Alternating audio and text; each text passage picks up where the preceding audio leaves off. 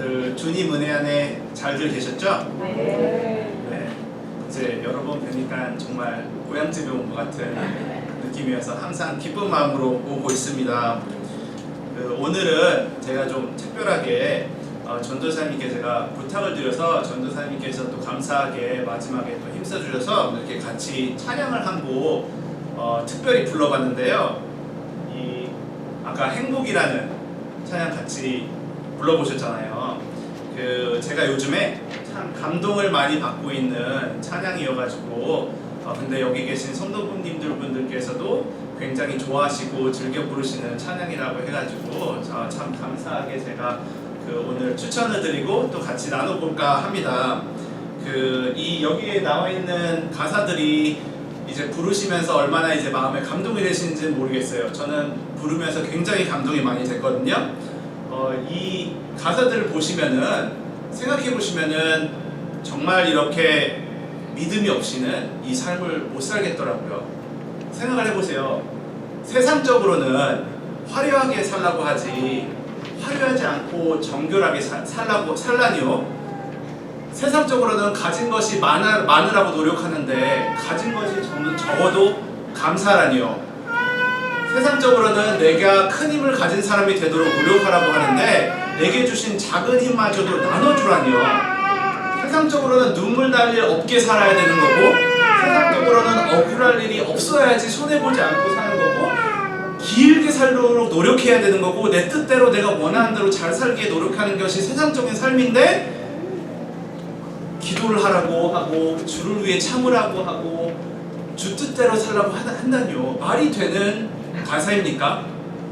근데 믿음이 있다면 우리 하나님과 우리 주 그리스도 예수를 믿으신다면 그분께서 우리에게 주신 복음을 믿으신다면 이 가사들을 감동으로 찬양을 같이 할 수 있는 곡이 아닌가 해서 추천을 했습니다.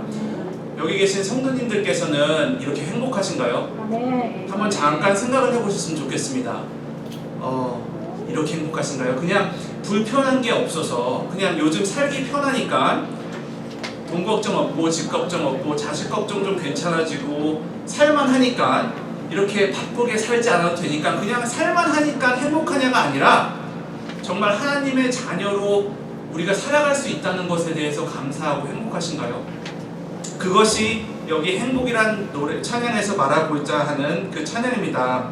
저는 이 찬양이 요즘 너무 마음에 들어서 제가 아는 모든 성도님들, 물론 여기 계신 성도님들도 포함시키고 가족, 친지분들이 정말 이렇게만 살았으면 좋겠다라고 생각하는 그 찬양입니다. 요즘 믿음으로 살기 굉장히 힘든 세상이잖아요. 제가 아까 비교해드린 것처럼 세상적으로는 정말 잘 살아라, 화려하게 살아라, 가진 것 많아라, 부귀영화 누려라 이런 세상이거든요. 그렇게 사는 사람들에게도 요동치는 것들이 정말 굉장히 많습니다. 뉴스를 틀어보시면 아시잖아요. 근데 그리스도인들에게 그리스도인들이 신앙생활을 하는데도 신앙생활을 하기 정말 힘들게 요동치는 것들이 굉장히 많은 세상입니다.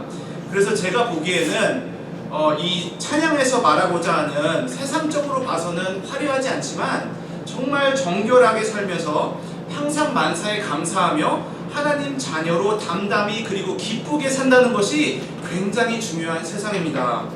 그래서 오늘의 주제는 믿음으로 살아가는 것이라는 주제로 설교를 준비를 해봤습니다. 영어로는 The Meaning of Living by Faith입니다.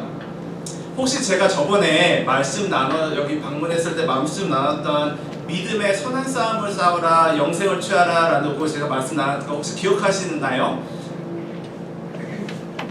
오늘은 그것의 약간 후편으로 보시면 되겠습니다. 다 같이 이렇게 그리스도인들에 대한 믿음에 대한 메시지인데요. 저번에는 믿음의 선한 싸움을 하고 영생을 취하는 것이 얼마나 중요한지 말씀을 나눴다면은 오늘은 그 믿음으로 어떻게 우리가 그리스도인들로서 담담히 이 세상을 살아가는지가 주제입니다. 보통 제가 원래 말씀을 나눌 때 성경 구절을 이제 몇 구절밖에 못 보거든요. 그 몇 구절이라도 왜 이렇게 그 내용을 이해하고 맥락을 보고 그 전후 사정을 이렇게 잘 보고서는 그 말씀을 잘 전하고 이렇게 나누다 보면은 몇 구절도 못 나눕니다. 솔직히 예배 시간이 있다 보니까 여기 2-3시간 있으실 수 없잖아요, 오늘. 그쵸? 그리고 혹시 어쩌다가 강해를 한다고 해서 이렇게 하더라도 매 주일날 그렇게 하시기 너무 힘드시잖아요. 그래서 보통 목사님들께서는 정말 고심해 가시면서 몇 구절을 이렇게 묵상해 오시고 주제를 선택하셔서 이제 보통 말씀을 나누시는데, 오늘은 좀 제가 크게 보자는 마음을 주님께서 주셨습니다. 그래서 그 본문은 갈라디아서 6장 14절에서 16절인데, 다루는 내용은 갈라디아서를 전체적으로 이제 좀 요약해서 나눠보는 시간을 가질까 하는데, 물론 뭐 주어진 시간은 있으니까 2-3시간 정도는 안 되고 한 2-30분 안에 나눠보도록 하겠습니다. 좀 나눈 내용이 좀 방대해서 조금 약간 집중을 하셔야 되는 좀 약간 힘드실 수 있는데, 좀 잠깐 집중을 하셔서 같이 말씀을 나눠보시면 좋겠습니다. 일단 그 본문 말씀 아까 읽으셨잖아요. 그 갈라디아서 6장에서 14절에서부터 16절, 제가 이번 설교를 준비하면서 본문 구절들과 이 갈라디아서를 묵상을 하는데 느낀 것 중에 하나가, 정말 사도 바울께서 이 구절들을 갈라디아서 마지막 그 서신의 마지막 쪽인 6장 끝부분에 쓰심이 정말 갈라디아서를 요약하듯 강조하듯이 쓰신 것 같다라는 마음이 들었습니다. 제가 그거를 말씀을 나누며 설명을 드리겠습니다. 우선 갈라디아서를 잠시 소개를 하자면요, 갈라디아서는 사도 바울께서 대략 48년에서 53년 정도에 쓰신 서신이라고 보고 있고요. 또 그 지금 이스라엘의 위쪽에 있는 나라 터키 아시죠? 그 터키가 지금은 터키지만 옛날에 터키로 불리지가 않았거든요. 그 터키의 남쪽에 있는 지방을 갈라디아 지방이라는 명칭을 갖고 있었는데, 그 지방에 있던 성도들에게 사도 바울께서 서신을 쓴 것으로 보시면 되겠습니다.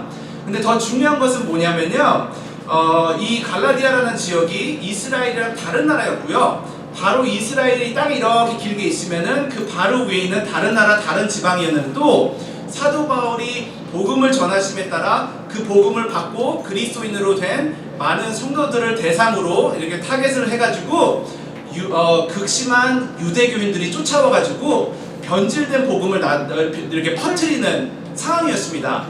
그래서 어떻게 보면 이 서신은 사도 바울께서 성도들에게 다시금 어떻게 순수한 복음을 기억해 하고, 또 어떻게 그 받아들인 믿음으로 담담히 기쁘게 살아가야 하는 것인지 설명해 주는 서신이라고 보시면 되겠습니다.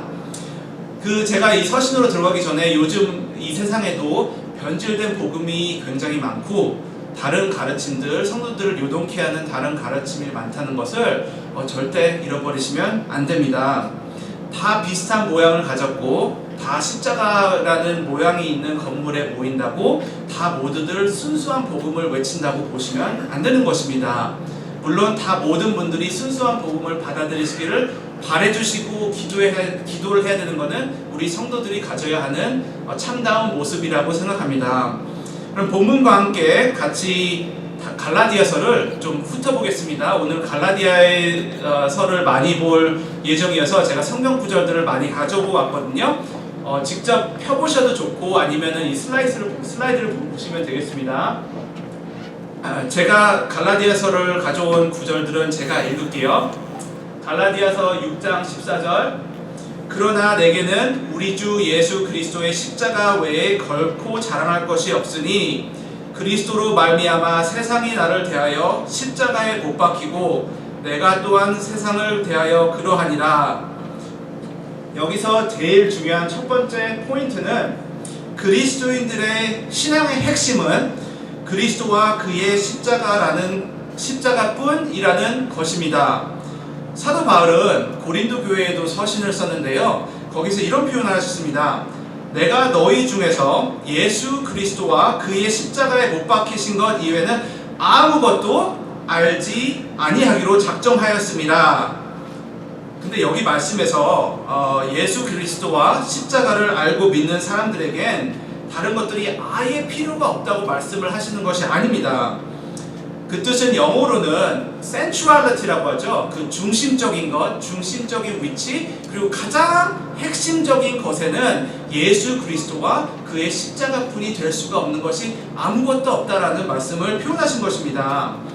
그래서 갈라디아서 1장과 2장을 나중에 찬찬히 읽어보시면 그리스도와 그의 십자가의 중요성을 말씀하고 있는 것을 보시게 됩니다. 갈라디아서 1장 1절부터 보겠습니다. 1장 1절 사람들에게서 난 것도 아니요 사람들로 말미암은 것도 아니요 오직 예수 그리스도와 그를 죽은 자 가운데서 살리신 하나님 아버지로 말미암아 사도된 바울은. 자, 이 첫 번째 구절부터 너무나도 선명하게 우리가 부인할 수 없는 것들이 있습니다. 자, 보세요. 첫째, 예수 그리스도와 그를 죽은 자 가운데서 살리신 분은 하나님 아버지라는 것. 그리고 둘째, 사도가 바울됨은 사람들에게서 난 것도 아니고 사람으로 말미암은 것도 아니라는 점.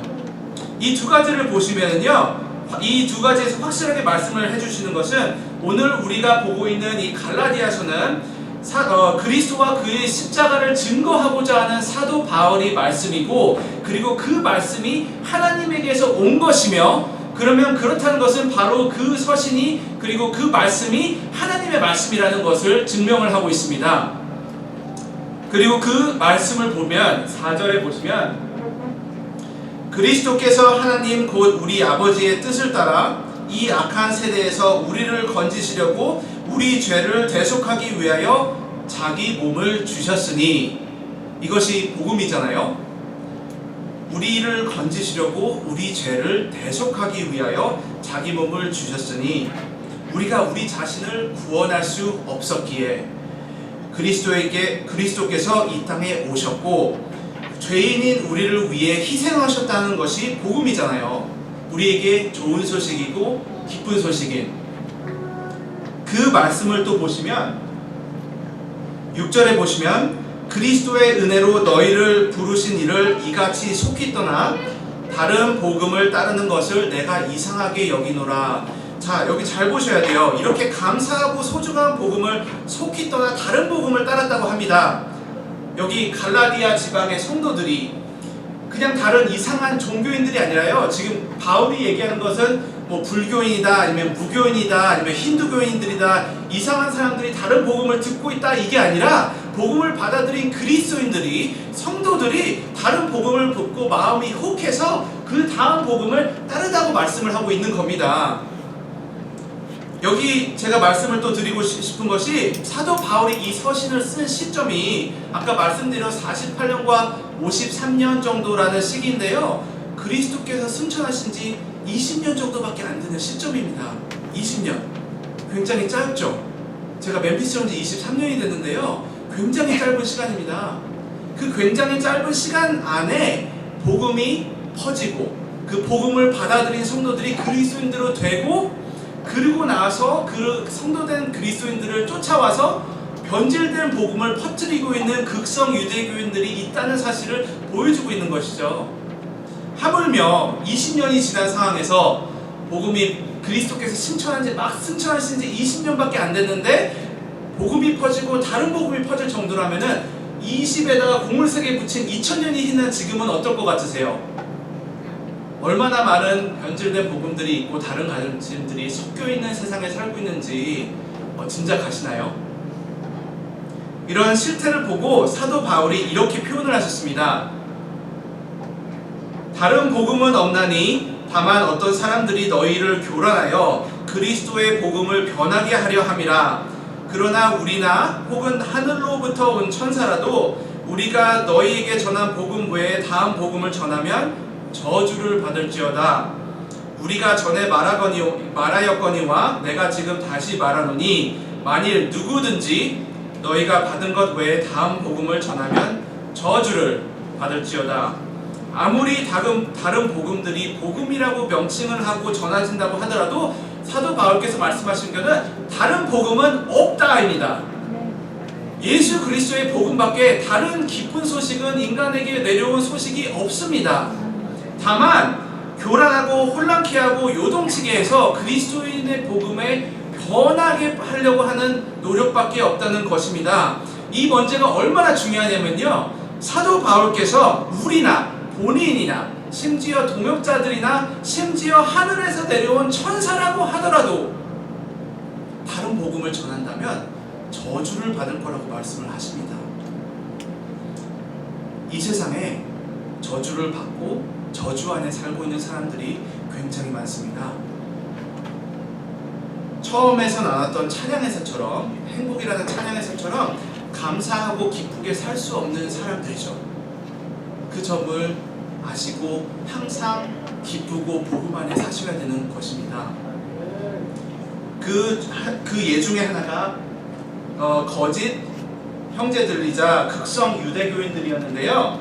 갈라디아서 2장에 이렇게 말씀하십니다. 2장 4절, 이는 가만히 들어온 거짓 형제들 때문이라.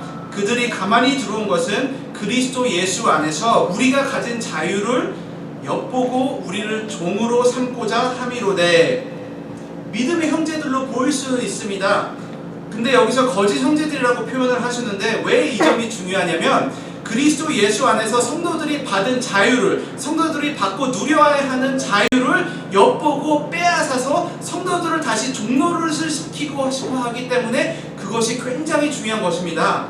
얼마나 영향력이 크면 갈라디아서 기억하시면은 사도 베드로도, 그 위대한 사도 베드로도 영향력을 받아 마음이 혹하셔서 넘어가실 뻔했고, 또 바나바에게도 유혹을 미칠 정도로 영향력이 컸기 때문에 이 점이 굉장히 중요한 사실입니다. 그렇게 이런 일들이 있었기에 말씀해 보면 사도 바울께서 다시금 16절에 이렇게 확실하게 못을 박으셨습니다. 사람이 의롭게 되는 것은 율법의 행위로 말미암음이 아니요 오직 예수 그리스도를 믿음으로 말미암을 줄 아므로 우리도 그리스도 예수를 믿나니 이는 우리가 율법의 행위로서가 아니고 그리스도를 믿음으로써 의롭다 함을 얻으려 함이라. 율법의 행위로서는 의롭다 함을 얻을 육체가 없느니라. 한마디로 우리가 의롭다 함은 오직 그리스도와 그의 십자가 아니고는 방법이 없다는 것입니다.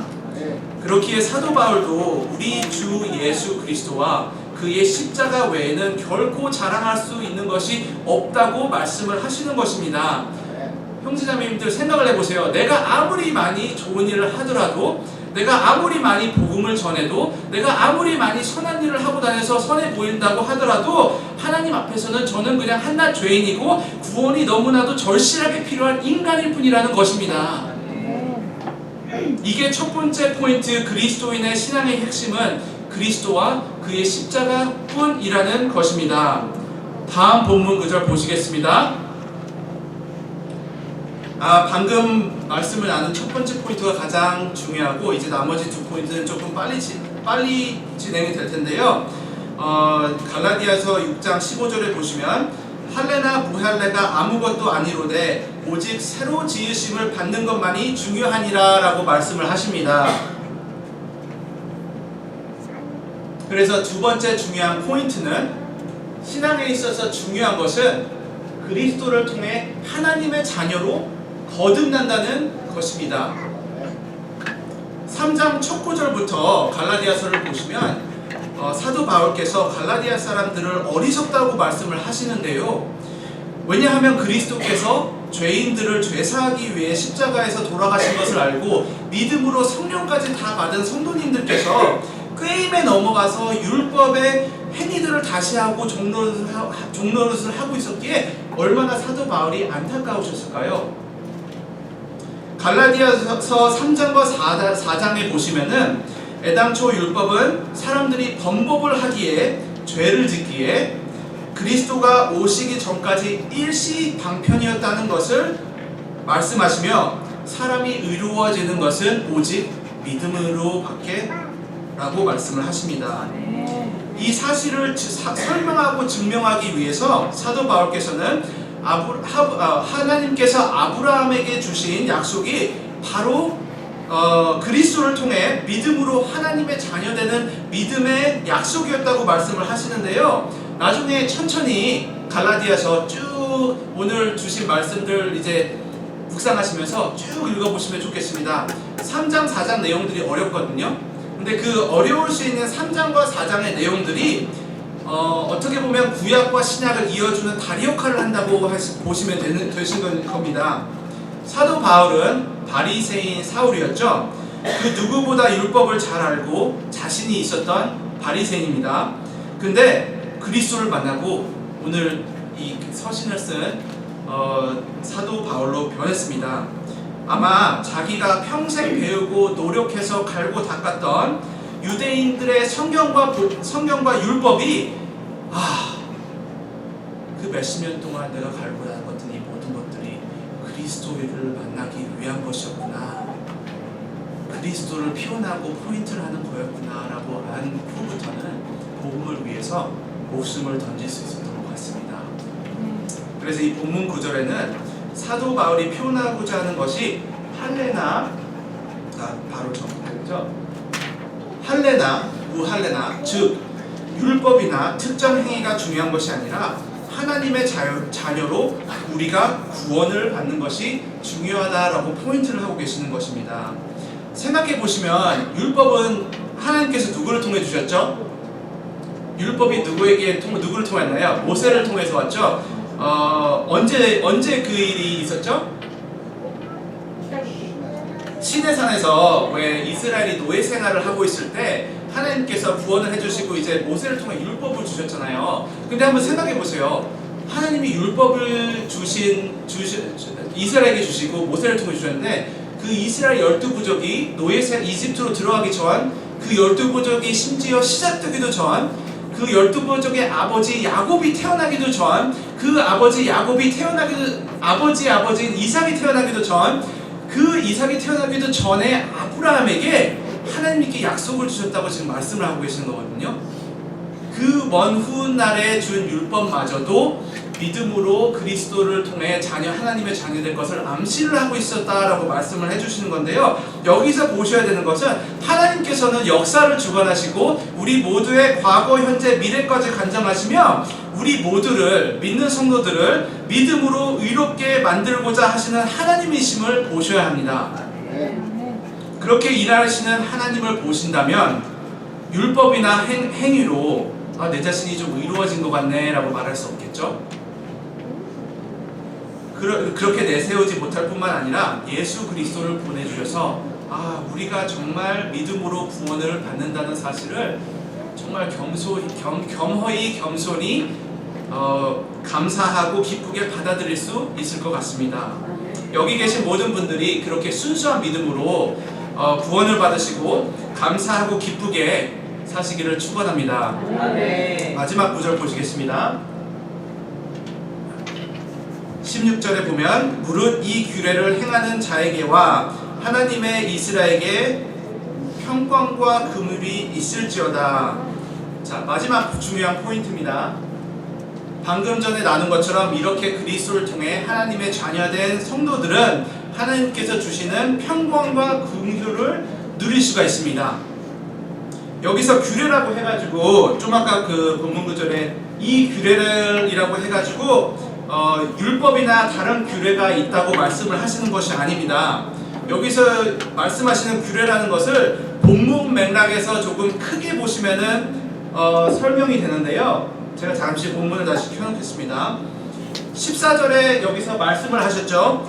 우리에게 주 예수 그리스도와 십자가 외에 자랑할 것이 아무것도 없으며 그리스도로 말미암아 혹은 그리스도 때문에 세상이 나를 대하여 십자가에 못 박히고 내가 세상을 대해 십자가에 못 박혔다라는 것은 우리가 여기 계신 성도님들께서 더 이상 세상을 잘 살기 위해, 세상에 잘 보이기 위해, 세상에서 성공하기 위해 산다라고 말하는 것이 아니라는 것을 뜻합니다.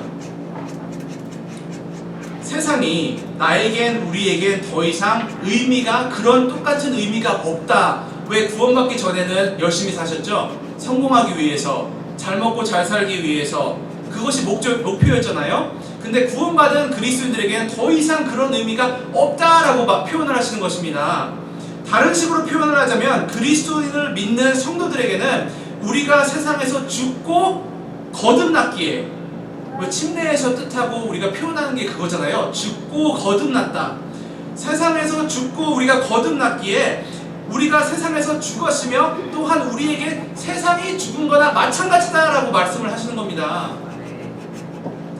왜냐하면 여기 보시는 15절에 보시면 믿는 성도들은 새로 지으심을 받았기 때문입니다.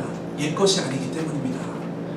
본문에서 여기 말하는 새로 지으심을 받았다는 것과 거듭났다는 것과 구원을 받았다는 것은 같은 맥락입니다.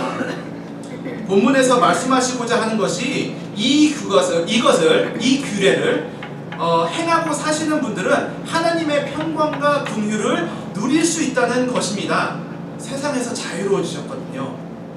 죄에서 구원을 받았기 때문에 평강과 긍휼을 누리실 수 있습니다.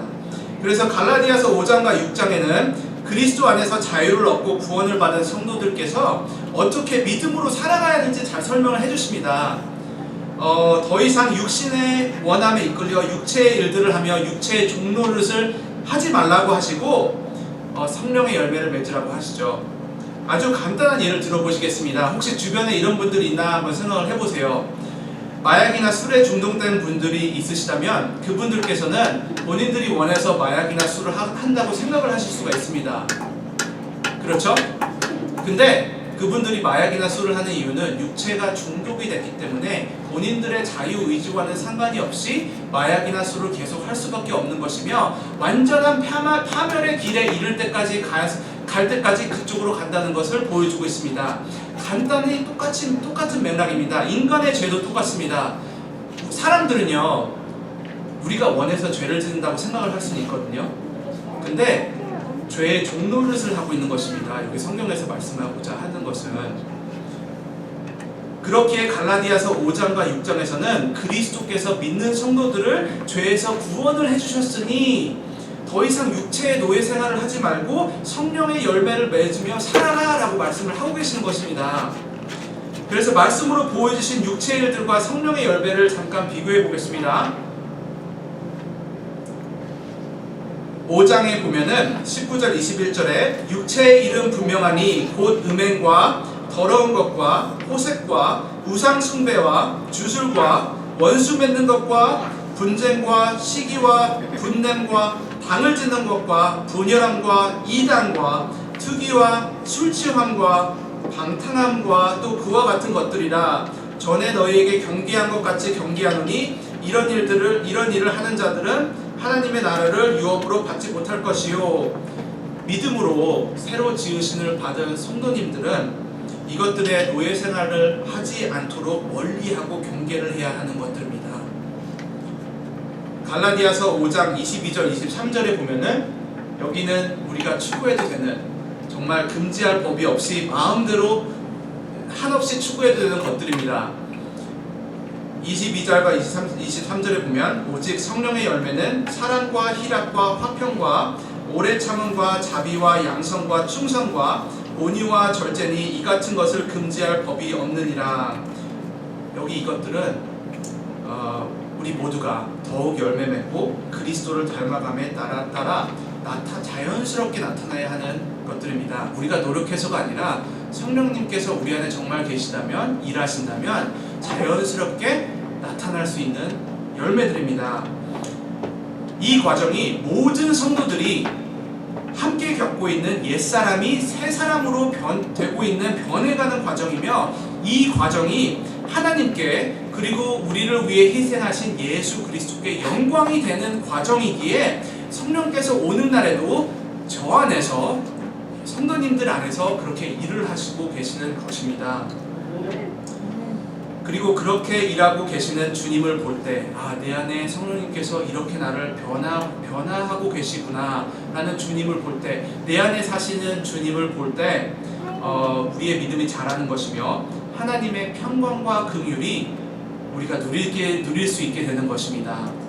그리고 그렇게 하나님의 평강과 긍휼을 누리게 될 때, 아까 우리가 처음에 불렀던 찬양이 우리들의 이야기, 그냥 우리가 모였을 때 부르는 노래 중에 하나가 아니라 우리들의 이야기, 간증이 될 수가 있는 것입니다. 사랑하고 존경하는 성도님들, 이 믿음으로 살아간다는 것은 세상에서 보이는 화려한 것이나 가진 것이 많아지는 것이나 우리가 성공한다는 되는 것이나 본인이 대단한 사람이 된다는 것이나 세상의 부귀영화를 많이 누린다는 것이 아닙니다. 세상에서 반짝반짝하는 것들은 가짜일 확률이 너무 많습니다. 믿음으로 살아간다는 것은 하나님이 기뻐하시고 영광을 받으시기를 정말 마음으로 바라고 그 마음으로 담담히 묵묵히 믿음으로 살아간다는 것을 말합니다. 그리고 그 삶을 통해 우리 모두가 그리스도를 닮아간다 믿습니다. 그리고 그런 그리스도인의 모습이 아까 우리가 부른 찬양의 모습과 참 닮은 것 같다라는 마음이 들어서 오늘 그 찬양을 추천을 하게 되었습니다. 여기 계신 모든 분들께서 오늘 말씀을 나눈 대로 하나님의 평강과 긍휼을 누리실 수 있고 감사하고 기쁘고 행복한 삶을 그냥 세상에서 다 편하기 때문에 그냥 행복하다가 아니라 하나님 안에서 하나님의 자녀된 그 감사와 기쁨으로 평강과 긍휼을 누리며 주님을 다시 만나는 그날까지 평안하게 살 수 있다라는 그 행복으로 사시기를 정말 간절히 바랍니다. 그렇게 제가 축원을 드리고 그리고 그러므로 인해 하나님의 영광이 그리스도의 영광이 우리 모두를 통해 높아지기만 하는 이를 너무 간절히 기도하겠습니다. 자, 다 같이 기도하고 설교 마치겠습니다. 사랑하는 주님, 오늘 이렇게 저희를 통해 또 영광을 받으시고 우리 예배를 통해 기뻐하시기를 저희가 마음으로 정말 바랍니다. 주님, 저희가 여기 이 자리에 올 수 있었던 것 다 주님의 은혜입니다. 주님의 은혜이고 주님의 자비이고 주님의 구원이고 주님, 저희는 받은 것이 많아서 받은 자들로 그냥 단지 이 자리에 와서 하나님께서 당연히 하나님의 받으셔야 할 예배, 감사, 찬양, 사랑, 존경, 존귀 그 모든 것들을 하나님 발 앞에 내려놓고자 합니다. 주님, 저희가 하나님 안에서 하나님의 자녀로 믿음으로 살아갈 수 있도록 그리하여 우리가 하나님의 자녀로 하나님께서 뜻하신 평강과 긍휼을 그리스도 안에서 마음껏 누리고 그러므로 인해서 하나님의 영광이 더욱더 드높여짐만 받기를 정말 바랍니다. 주님, 저뿐만 아니라 여기 계신 모든 성도님께서 한 마음으로 이렇게 계속 믿음의 길을 걸을 수 있도록 도와주시고 주님께서 계속 이끌어 주시고 축복해 주시기를 기도합니다.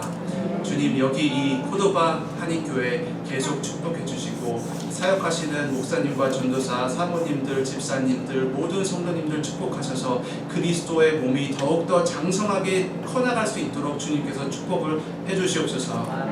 주님, 한국에서 지금 사역하고 계신 신목사님과 진목사님 축복해 주시고 안전하게 돌아오게 해주셔서 돌아오신 후에도 더욱더 함께 여기 코도바 한인교회가 세워짐을 계속 할 수 있도록 주님께서 축복하여 주시옵소서. 이 모든 말씀 우리 주 예수 그리스도 이름으로 드렸습니다.